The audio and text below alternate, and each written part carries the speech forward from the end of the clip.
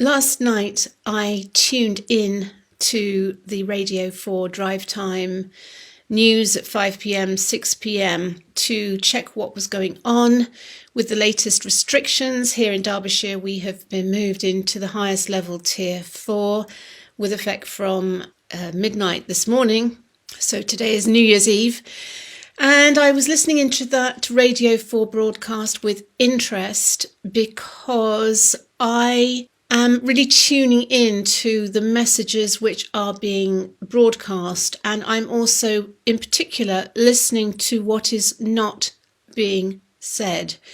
So I thought, as I'm here on New Year's Eve, just with one of my sons and in lockdown, I would devote a little bit of time to scratching the surface, because in the bulletin, it was said, we must be led by the data. Okay, so let's have a little look at the data. So I'm going to take you on a walkthrough using ScreenFlow on my laptop and let's have a little deep dive into the data, and I'm going to simplify it as much as I possibly can for you. Okay, so this is my laptop. I'm using ScreenFlow, and I'm just going to pull up on Safari the site for the Office of National Statistics, and I'm going to take you through this so that you can do it yourself. So this is the site ons.gov.uk, and this is where you can get statistics on all sorts of things, and you'll see on the home page there is a banner with Get the Latest Data and Analysis on Coronavirus COVID-19 in the UK. And then you've got two spotlight articles here. You've got the death numbers and you've got the infection numbers here. Now you'll see that they are giving some headline statistics here. And it says here, we estimate 645,800 people, 95% credible interval within the community population in England had the coronavirus, equating to around 1 in 85 people, 95% credible interval, 1 in 90. Over the most recent week, the percentage of people testing positive has continued to increase sharply in London. So the headline there, oh, that looks pretty serious. So let us actually go to the details, and this is the latest release. You can view previous releases. So this is to 24th of December 2020. This is the information on which the government is making their decisions. I just want to let you know that I spent 7 years in accountancy, so I have the ability to understand data, spreadsheets, and I have the tenacity to be able to dig. But I promise you that this information that is provided by the ONS is extremely difficult to navigate and to get to the bottom of. And I will always want to look at the raw data, not estimated data, not modelled data. So there we go, view the data, and then you go to another layer down here, and now you have to click again. And then here we go, view all data. Actually, if you go to that one, it's a dead end.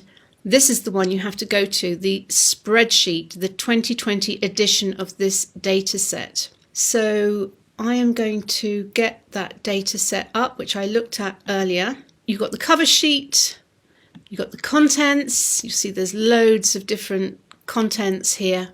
And the one you've got official reported estimates, positivity rates, all sorts of modelled rates. The one I'm going to is the most recent swab test results. What I've actually done earlier today is I've made the font a little bit bigger, so I hope you can see this more clearly. And I've also added some columns here in yellow, which I'll explain in a second.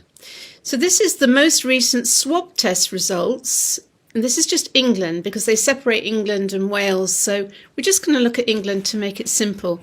And this is 7th of November to the 18th of December 2020. So they've given here the most recent 2 weeks and then the most recent 6 weeks. So these are the 2 weeks to 18th of December, and these are the 6 weeks, 7th November to 18th of December.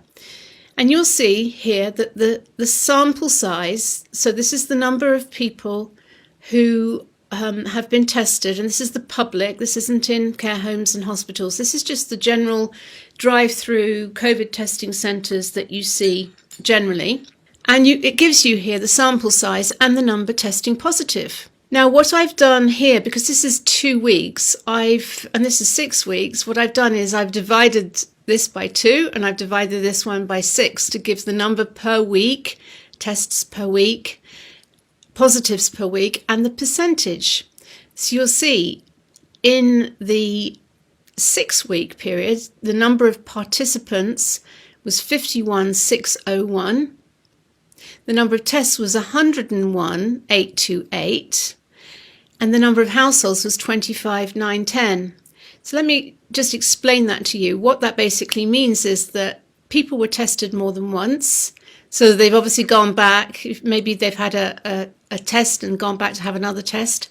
And then you can see that the households number, that clearly shows that when people go for a test, they take more than one person in their household. So roughly 2 people from each household went to get themselves tested across the 6 weeks on average. And you'll see here that the positive tests are 880. So 1.71% of the participants tested positive, and of the test 1.01. So that obviously indicates that maybe there was a change in the people who got tested twice. Maybe one was positive and one was negative. That's another whole kettle of fish about false positives. But anyway, let's just go with this data and then let's compare it to the most recent 2 weeks.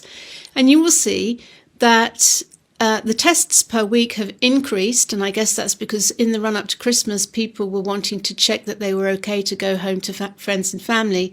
And you'll see that the percentage of positives has actually dropped from 1.71 to 1.13.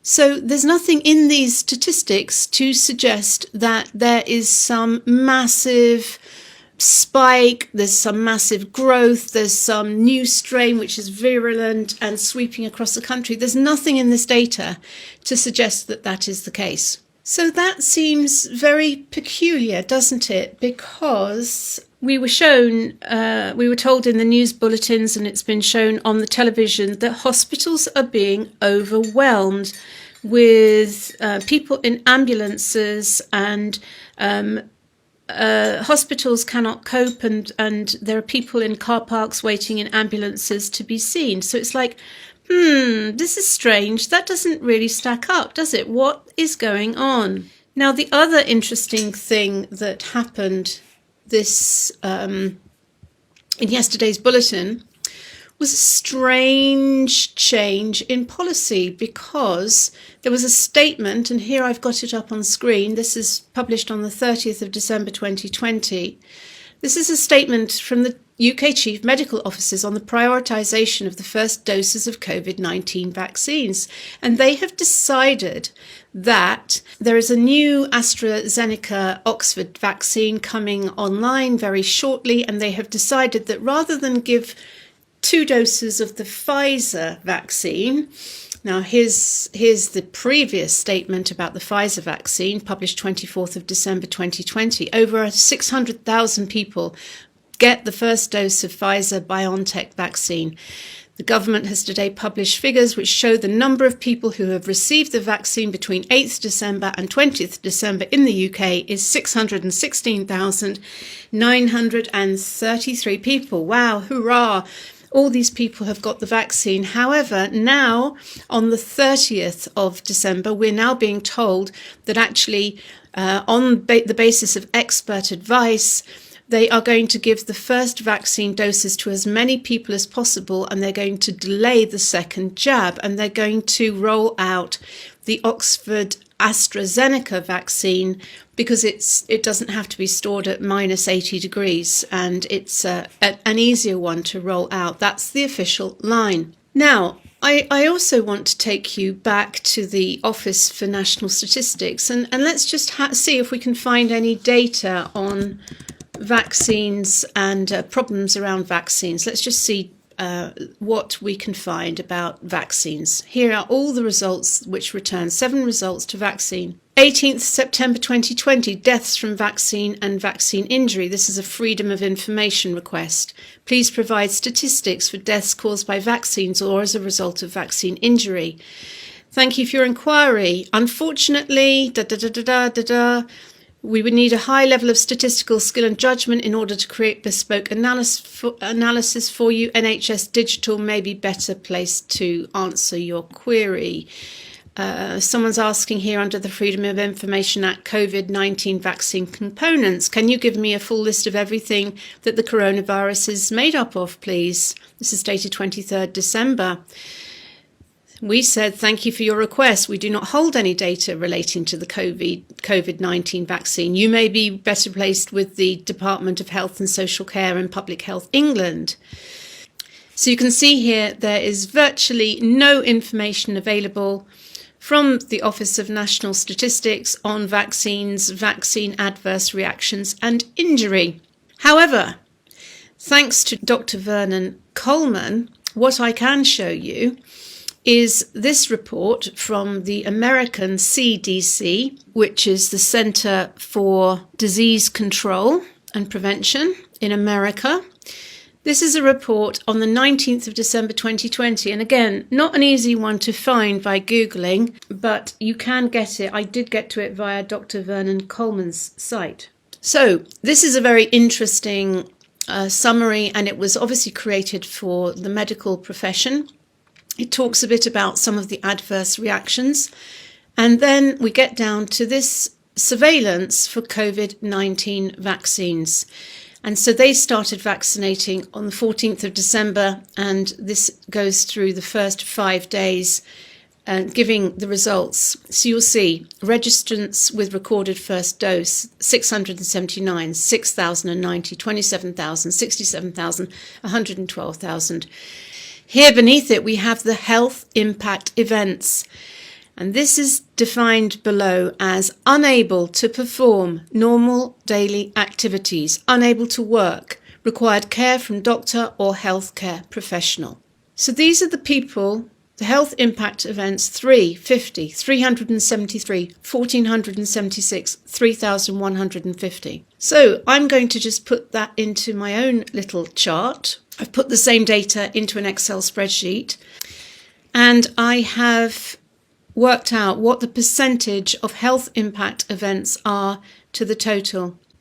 So you can see that they vary, they fluctuate, but on average it is 2.36% of the total people vaccinated who have had health impact events requiring care from a doctor or healthcare professional. Now, I've put in the UK figures. This is the number from the press release. 616,933 people have received the first vaccine in the UK. If you use the same statistic, the health impact events of people requiring care from a doctor or healthcare professional is 14,558 people. This is why they're stopping the second dose of the Pfizer vaccine.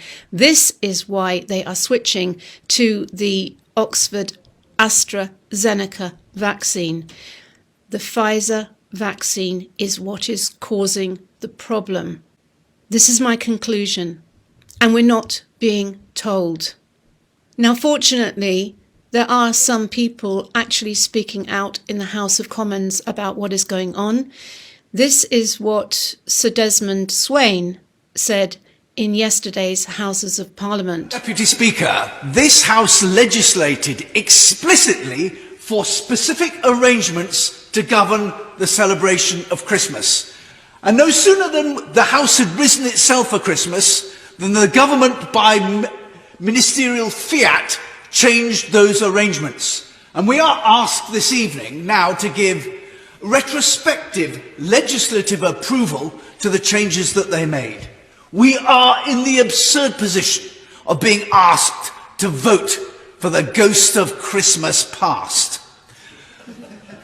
Sometimes in a democracy, process has an importance.